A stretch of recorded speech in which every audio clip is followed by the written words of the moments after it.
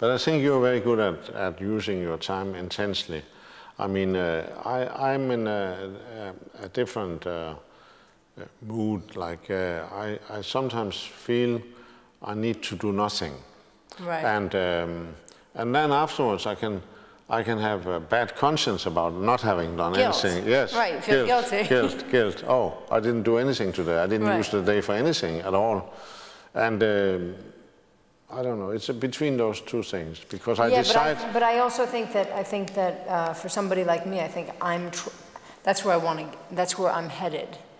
Yeah. I think doing nothing is actually, some of the most worthwhile time that you can possibly spend. Yeah. But it's quite hard to do nothing when you're not letting up on yourself.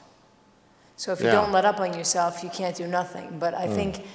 Inevitably, and I think hopefully soon, because I feel like for somebody like me, I'm figuring things out, all the time and hopefully quickly and learning and continue to learn. But I want to get to the point where I can do nothing and be completely happy.